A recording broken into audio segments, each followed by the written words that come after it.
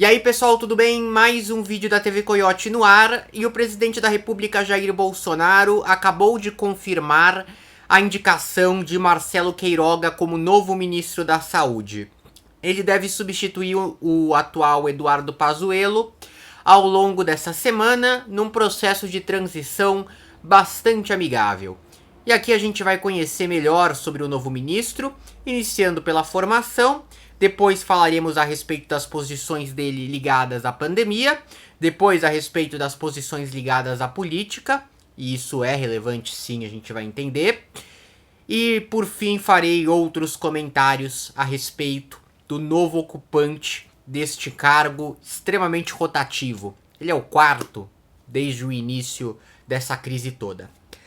O Queiroga ele se formou em medicina em 1988 na Universidade Federal da Paraíba. Ele se tornou residente em cardiologia em 92 no Hospital Adventista Silvestre, no Rio de Janeiro. E ele afirmou que tem um doutorado em andamento desde 2010 em bioética na Faculdade de Medicina da Universidade do Porto, lá em Portugal. Ele também é o presidente da da Sociedade Brasileira de Cardiologia, SBC. À frente dessa sociedade, ele tem um trânsito político muito forte e um trânsito na classe médica. Ele é muito conhecido na área médica, não só na cardiologia. E, segundo o currículo dele, também preenchido por ele, a gente precisa ressaltar isso, né? Decotelli e tantos outros estão aí para confirmar este problema que a gente tem com currículos. Ele atuou na Sociedade Brasileira de Hemodinâmica e Cardiologia Intervencionista, no Conselho Regional de Medicina da Paraíba, e atuou também no Conselho Federal de Medicina e na Associação Paraibana de Medicina, tá? Eu tinha falado do Conselho Federal, Conselho Regional de Medicina da Paraíba e no Conselho Federal de Medicina. Bom, dado todas essas informações, vale destacar como que ele vai ser colocado pela imprensa em todo lugar. E são verdades. Vai ser ressaltado que ele é muito respeitado na área médica, é um médico importante e respeitado pelos seus pares.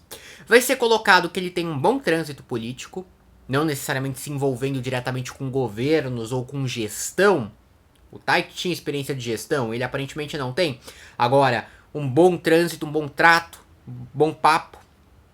Que ele é defensor do isolamento social, contra o tratamento precoce, defensor do uso de máscara e defensor da vacinação. O governo agora também é, mas até pouquinho tempo atrás não era. Ocorreu uma mudança de postura nítida e clara.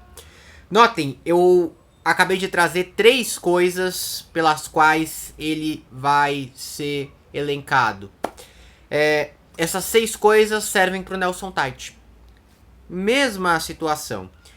Ministro entrando com posições completamente opostas à do presidente da República quando o assunto é a pandemia do novo coronavírus. O Nelson Tait durou 1 mês no cargo de ministro. Se demitiu 2 dias antes de completar o mês, num processo de fritura por parte do próprio governo, que é uma modalidade nova que se instaurou, em que o próprio governo frita os seus integrantes. E esse processo de fritura, em menos de 10 dias do Tait no cargo, já tinha se iniciado, em grande parte liderado pelo Jair Bolsonaro. Bom, o Pazuello ele durou tanto tempo na posição, justamente, digo que durou tanto tempo não porque seja razoável que um ministro seja trocado todo ano, mas durou tanto tempo dada a forma como ele lidou com a pandemia e como foi visto por vários setores relevantes. Ele durou tanto tempo porque seguiu meticulosamente todas as ordens, orientações, posições e posturas do presidente da República Jair Bolsonaro. Todas. E isso fez com que ele conseguisse manter uma relação boa com o presidente, inclusive agora, no momento da saída, o que é uma novidade desde o início da gestão Bolsonaro. Pazuello sai de forma amigável, saiu conversando e deixou isso muito nítido na coletiva de imprensa que participou hoje à tarde. Deixou bem claro, sim, o Bolsonaro está conversando com outras pessoas e pode ser que eu seja substituído. Então, bom, de desleal com Bolsonaro, Pazuello não pode ser chamado. Aí você se pergunta, terá o mesmo fim de Nelson Tait? Já que as características que chamam a atenção são as mesmas? Gente, a escolha do Tait, ela se deu num momento de pressão muito forte, porque o baque da saída do Mandetta foi grande. Foi um baque grande porque o Mandetta era um ministro extremamente aprovado, mas ele tinha uma aprovação extraordinária. E foi justamente isso que mais incomodou o Jair Bolsonaro, não foram nem as posições do Mandetta, foi a forma como ele ganhou o protagonismo. Boa parte do encaminhamento do Bolsonaro para a posição negacionista da pandemia, ela se deu também, além de uma série de outros motivos, como por exemplo até a influência do Donald Trump, que o Bolsonaro sempre procura imitar, mas entre outros ela se deu justamente como forma de manter o antagonismo com o Mandetta, que se demonstrou um político extremamente promissor para concorrer em 2022. Goste-se ou não deles, demonstrou um traquejo político excelente. Não é qualquer ministro que, no momento de crise na sua área, atinge mais de 60%, 70%, 80% de aprovação, como algumas pesquisas chegaram a indicar na época. Então, pessoal, naquele momento a indicação do Tait se deu numa demissão que criaria necessariamente desgaste. Um ministro adorado sendo chutado. Então era preciso colocar alguém que não criasse um baque tão grande. E deu no que deu. Deu no que deu, não se sustentou, porque o Bolsonaro já tinha engrenado de vez na posição negacionista. Agora, a indicação do Queiroga, ela se dá num contexto de pressão novamente. Um contexto de pressão que vem do empresariado e de próprios assessores do Bolsonaro que têm a percepção de que atrasos na campanha de vacinação, os problemas logísticos ligados à campanha de vacinação e aquele discurso já descartado contra a vacina do presidente da República, eles podem comprometer a recuperação econômica. E quando a gente fala de recuperação econômica em ano pré-eleitoral, tendo em vista que o grande objetivo do Bolsonaro é o pleito de 22 e mais nada, isso é muito sério. E há essa percepção, e essa pressão acabou convencendo o presidente da República a mudar a atitude com relação à vacina e a simbolizar esta pequena mudança, classifico como pequena mudança, explico por quê, simbolizar essa pequena mudança com a retirada do Pazuello, certo? E a colocação de um nome que não é um político, não é um negacionista qualquer, não é um médico de internet charlatão, não, é um nome respeitado na classe. O Centrão, inclusive, participando desse campo de pressão ao Bolsonaro pela indicação, pela troca, saída do Pazuello por um nome desse naipe, é uma novidade. O Centrão sempre costuma pressionar por cargos, mas cargos para políticos que indicarão um volume gigantesco de políticos nos cargos comissionados que estão nas escalas inferiores, por interesse em verba, por interesse de poder e às vezes inclusive um interesse territorial. Por isso o Centrão costuma buscar os cargos que envolvem ministérios com mais grana. No caso do Ministério da Saúde, o Centrão atuou de uma forma diferente, atuou por um nome técnico, que é algo extremamente exótico. E essa atuação se dá neste contexto em que a situação é de tanta calamidade, da forma como o Ministério vem sendo gerido, que até eles preferiram um médico respeitado, porque eles também são pressionados pelo setor econômico. Eles também sentem na pele a pressão do eleitorado quando foram concorrer à reeleição no legislativo, se a situação econômica não se recuperar, se a vacina não chegar a tempo de recuperar a situação econômica, e eles, atuais parlamentares, conseguirem se reeleger. Geladeira vazia não reelege governante. E eles sabem muito bem disso, a ponto de abrirem mão aí do cargo de ministro. Até tentaram alguma coisa, mas apoiaram o nome do Queiroga, assim como tinham apoiado o nome da Ludmilla, que foi descartado ontem.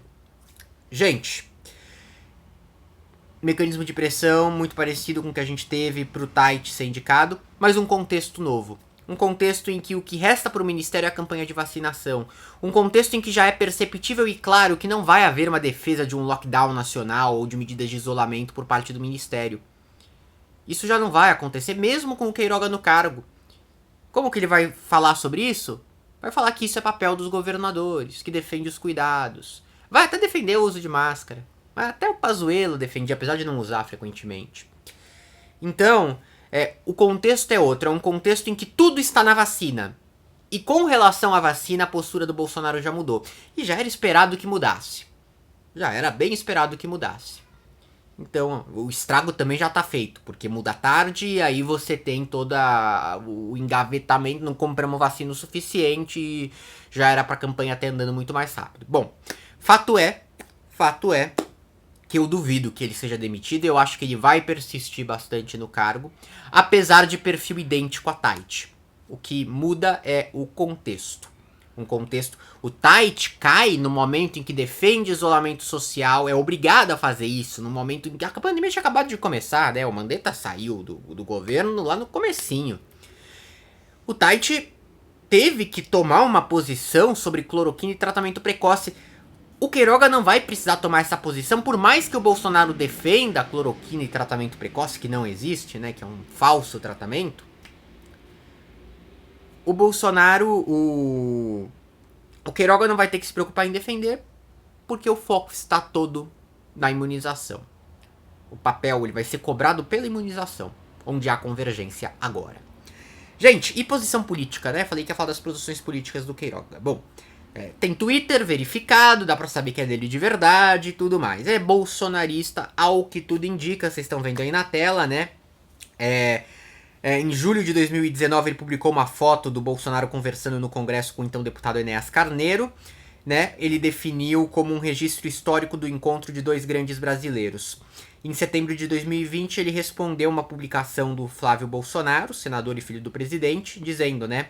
Com a graça de Deus, nosso presidente Jair Bolsonaro vai superar mais essa adversidade.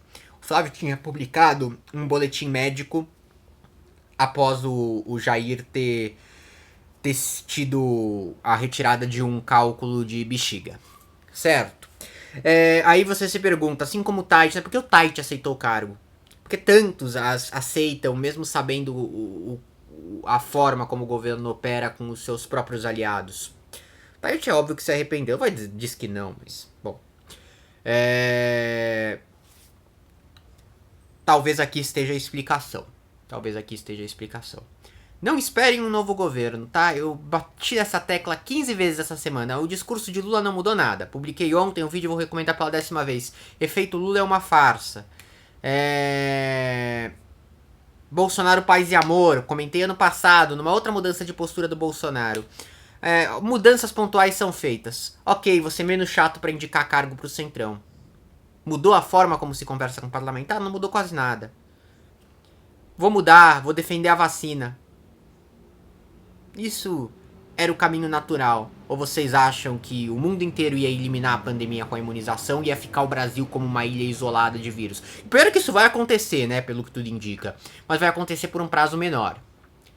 Mas se Bolsonaro se mantivesse contra a vacina, inclusive não comprasse, o negócio ia explodir. É isso, gente. Espero que tenha ficado claro, tá? Espero que a explicação tenha ficado boa. Tô bem cansado, muita coisa pra fazer. Qualquer momento estou de volta.